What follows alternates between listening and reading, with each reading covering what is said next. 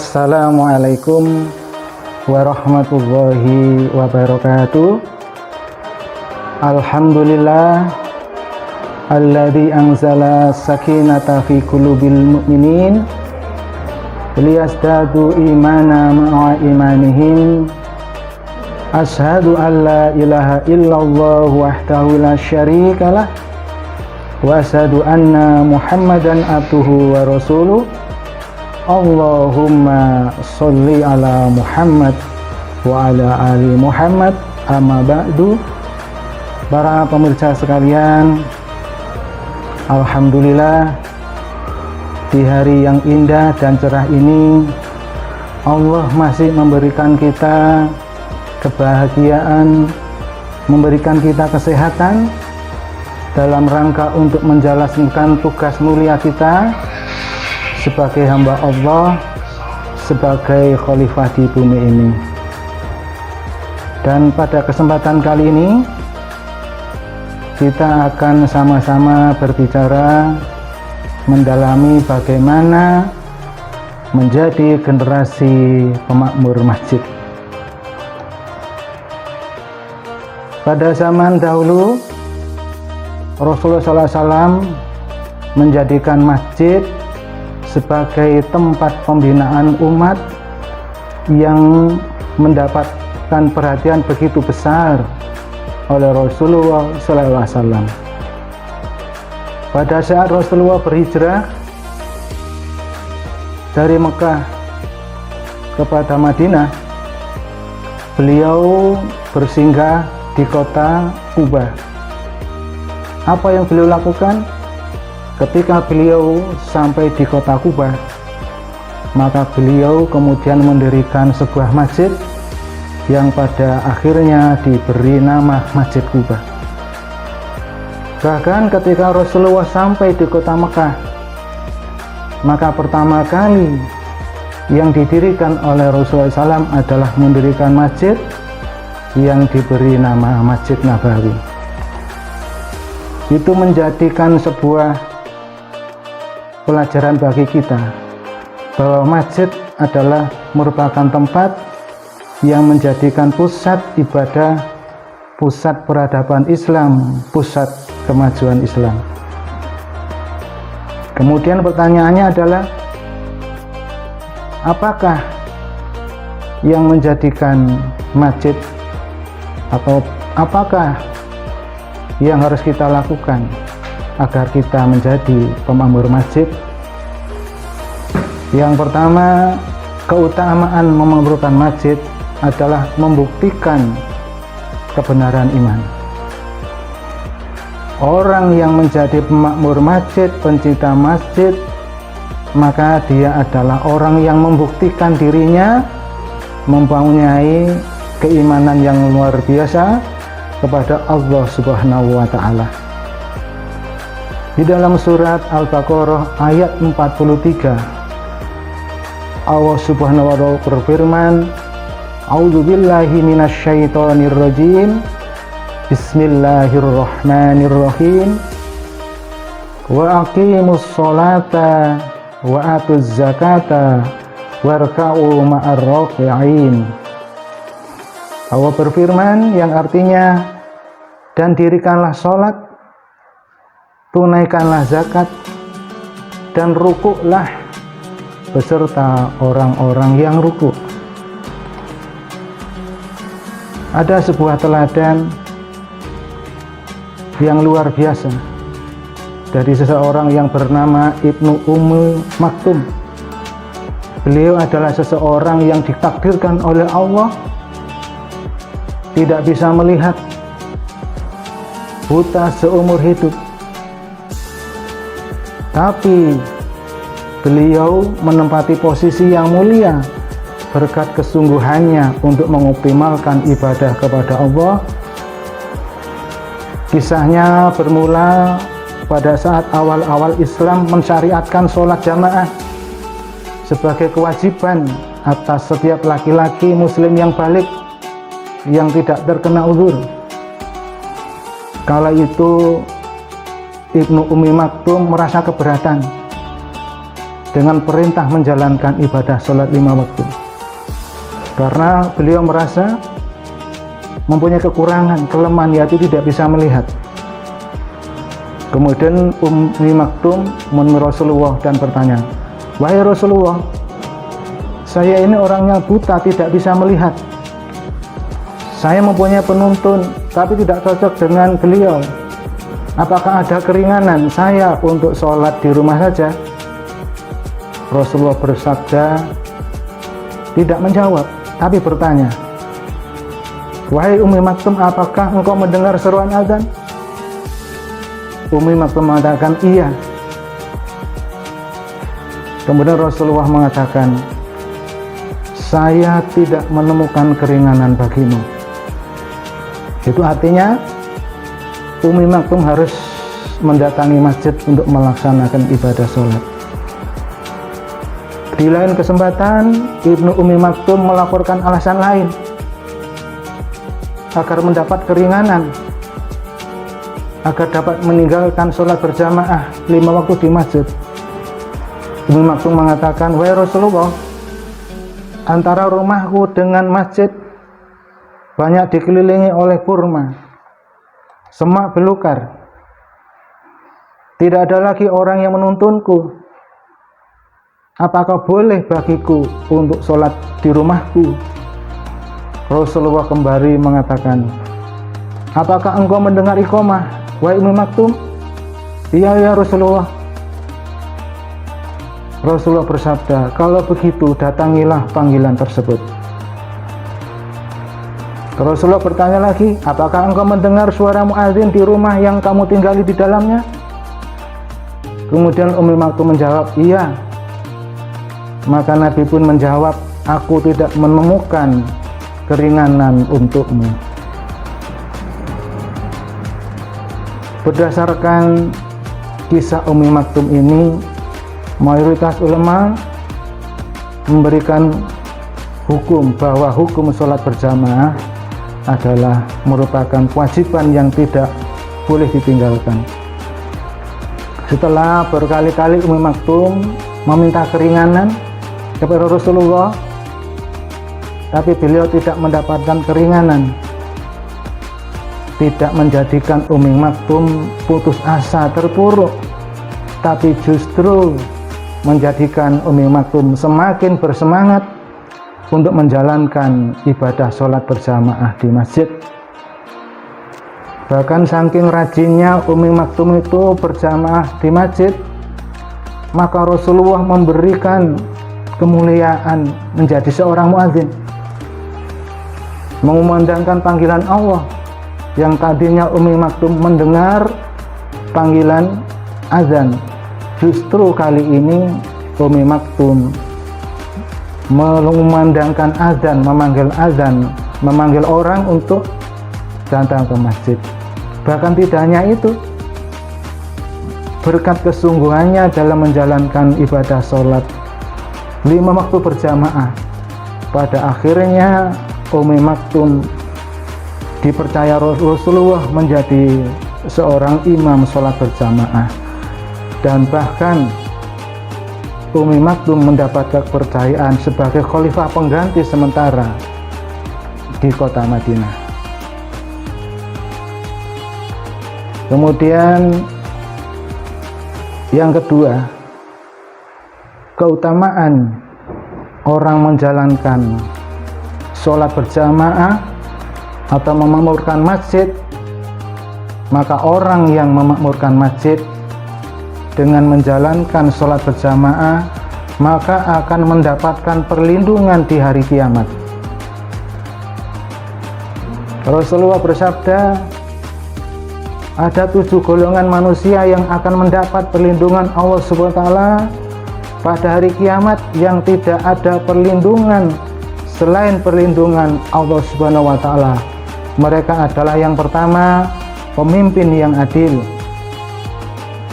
Yang kedua adalah pemuda yang selalu beribadah kepada Allah.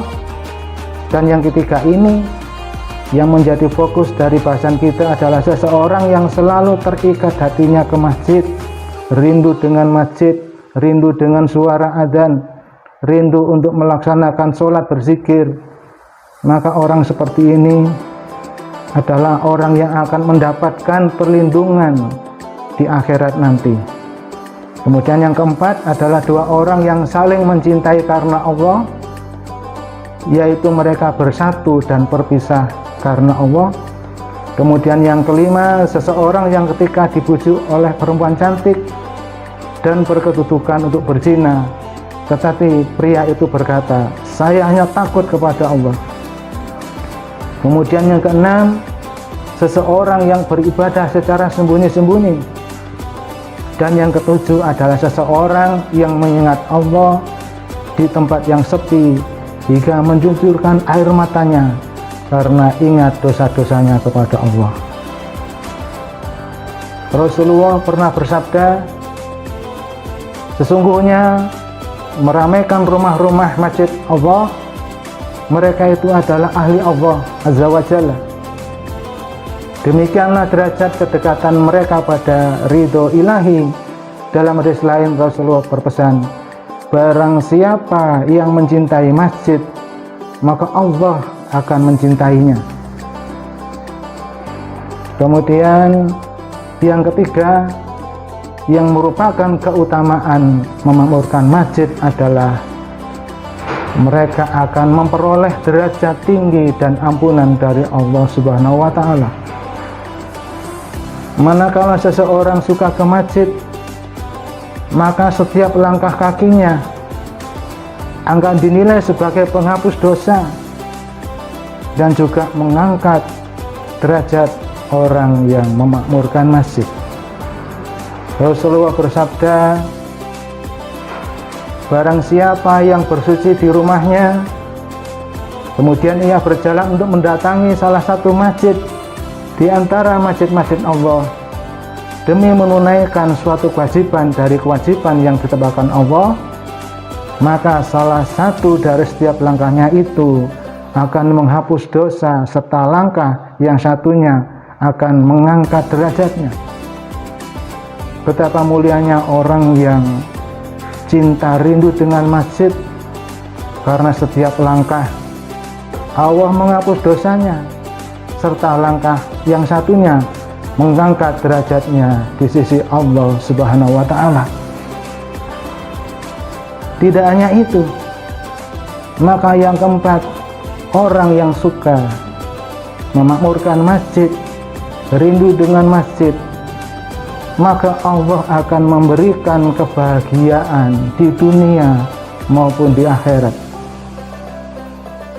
Memakmurkan masjid dengan niat yang ikhlas karena Allah membuat kita berbahagia di dunia maupun di akhirat, sehingga ketenangan, rahmat atau kasih sayang akan mendapati diri kita, dan akan juga kita dapat melewati surga yang kita dapatkan. Rasulullah bersabda, masjid adalah rumah setiap orang yang bertakwa. Allah memberi jaminan kepada orang yang menganggap masjid sebagai rumahnya, bahwa ia akan diberi ketenangan dan rahmat serta kemampuan untuk melintasi Shiratal Mustaqim menuju keridhaan Allah, yaitu surga yang didambakan oleh setiap orang yang beriman. Di hadis yang lain Rasulullah bersabda dalam sebuah hadis qudsinya, demi kemuliaan dan keagunganku, sesungguhnya aku bermaksud akan menurunkan siksa kepada penduduk bumi suatu kaum, tapi ketika aku melihat penghuninya sedang memakmurkan rumahku, masjidku, saling mengasihi sesama karena aku selalu melakukan istighfar memohon ampun kepada kedua waktu sahur, maka akan aku palingkan siksaan itu dari mereka. Kemudian tadi setelah kita bisa meyakini tentang betapa mulianya orang yang memakmurkan masjid, maka berikut ini akan saya sampaikan tentang keutamaan sholat 5 waktu. Yang pertama, keutamaan orang yang melaksanakan sholat 5 waktu maka sholat itu bisa mencegah pelakunya dari perbuatan keji dan mungkar, seperti yang Allah jelaskan dalam surat Al-Ankabut surat yang ke-29 ayat 45. A'udzubillahi minasyaitonirrajim. Bismillahirrahmanirrahim. Utlu ma ukhiya ilaika minal kitabi wa aqimus sholata innas sholata tanha 'anil fahsya'i wal munkar wa ladzikrullahi akbar wallahu ya'lamu ma tasnaun. Allah berfirman, bacalah apa yang telah diwahyukan kepadamu, yaitu Alkitab Al-Quran, dan dirikanlah sholat. Sesungguhnya sholat itu mencegah dari perbuatan-perbuatan keji dan mungkar, dan sesungguhnya mengingat Allah dengan melaksanakan sholat adalah lebih besar keutamaannya dari ibadah-ibadah yang lain, dan Allah mengetahui apa yang kamu kerjakan. Kemudian yang kedua, yang menjadikan keutamaan sholat adalah sholat merupakan amalan terbaik setelah 2 kalimat syahadat.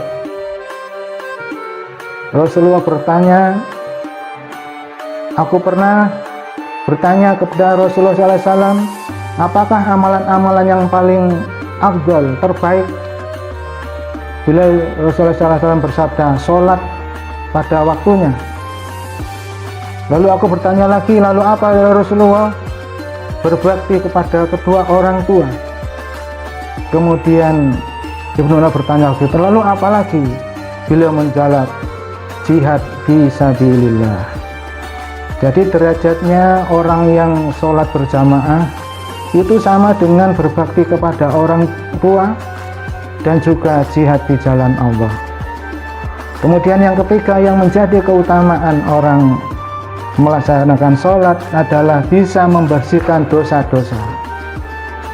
Rasulullah bersabda, sholat 5 waktu seperti sebuah sungai yang airnya mengalir melimpah di depan pintu rumah. Salah seorang di antara kalian, ia mandi dari air sungai itu setiap hari 5 kali. Kemudian yang keempat, sholat bisa menggugurkan dosa yang kita lakukan. Rasulullah bersabda, sholat 5 waktu, Jumat yang satu ke Jumat yang lainnya, Ramadan yang satu ke Ramadan lainnya, itu bisa menjadi penghapus dosa di antara keduanya selama pelakunya menjauhi dosa-dosa yang besar. Yang kelima, sholat adalah sebagai cahaya di dunia dan di akhirat bagi orang-orang yang melakukannya. Rasulullah bersabda, barang siapa yang menjaga sholat 5 waktu, maka sholat itu akan menjadi cahaya, menjadi bukti dan keselamatan baginya pada hari kiamat. Dan barang siapa yang tidak menjaganya, maka ia tidak mendapatkan cahaya bukti dan juga tidak mendapatkan keselamatan pada hari kiamat. Orang yang tidak menjaga sholatnya itu akan bersama Qarun, bersama Fir'aun, bersama Haman, dan bersama Ubay bin Khalaf. Kemudian yang keenam, sholat. Orang yang melaksanakan sholat, maka Allah akan mengangkat derajat dan menghapuskan dosa kesalahan dengan sebab sholat. Rasulullah bersabda, hendaklah engkau memperbanyak sujud, karena engkau tidaklah sujud kepada Allah dengan sekali sujud, melainkan Allah akan meninggikan derajatmu dan akan menghapuskan satu kesalahan dengan sebab sujud kepada Allah Subhanahu wa ta'ala. Yang ketujuh, yang akan menjadikan sholat adalah bahwa orang yang sholat akan menyebabkan orang tersebut menemani Rasulullah di surga. Dari Rabi'ah Al-Ka'ab Al-Aslami anhu, ia berkata, aku pernah bermalam bersama Rasulullah SAW. Aku mendatangi beliau dengan membawa air wudhu dan keperluan beliau. Lalu beliau bersabda, mintalah sesuatu yang engkau tidak akan minta lagi, silahkan kau minta. Kemudian sahabat bertanya, aku minta kepadamu supaya mendapat bersamamu di surga. Beliau Rasulullah menjawab, minta apa lagi? Mintalah kepadaku, hanya itu saja Rasulullah. Kemudian Rasulullah bersabda, tolonglah aku untuk mewujudkan keinginanmu itu dengan engkau memperbanyak sujud. Jadi kalau kita memperbanyak sujud kepada Allah dengan melaksanakan sholat apalagi berjamaah, maka itu akan menjadikan jaminan kita bersama Rasulullah di surga. Kemudian ke-8, berjalan menuju sholat akan dicatat sebagai kebaikan berjalan saja, ya, dan bisa meninggikan derajat dan menghapus dosa. Rasulullah bersabda, barang siapa bersuci di rumahnya, lalu ia berjalan menuju salah satu rumah Allah untuk menunaikan salah satu sholat fardu yang Allah wajibkan, maka salah satu langkah kakinya akan menghapuskan kesalahan dan langkah lainnya akan mengangkat derajat. Yang ke-9, apabila orang melaksanakan sholat, maka dia seperti orang yang bertamu di surga. Rasulullah bersabda, barang siapa yang pergi ke masjid di waktu pagi hari dan sore hari, maka Allah Azza wa Jalla akan menyiapkan untuknya hidangan dari surga setiap kali ia pergi di pagi waktu sore. Para pemirsa sekalian, sungguh mulia bagi orang-orang yang hatinya terpaut dengan masjid, terpaut dengan Allah, karena dengan kemuliaan tersebut maka akan menjadikan dirinya dekat dengan Allah, selalu ingat kepada Allah. Karena hanya dengan mengingat Allah, maka perilakunya, kepribadiannya akan selalu terarah dengan bimbingan Allah Subhanahu wa Ta'ala. Mudah-mudahan dengan orang di atas, Allah memberikan kita kekuatan untuk menjadi pemakmur, pencinta masjid, sehingga dengan kita menjadi orang yang dekat dengan masjid, maka Allah akan menjadikan diri kita tidak hanya mendapatkan kebahagiaan di dunia saja, tetapi juga mendapatkan kebahagiaan di akhirat. Dunia adalah surga, di akhirat adalah surga. Demikian, mohon maaf jika ada kurang lebihnya, mohon maaf. Kami akhiri, billahi taufiq wal hidayah. Assalamualaikum warahmatullahi wabarakatuh.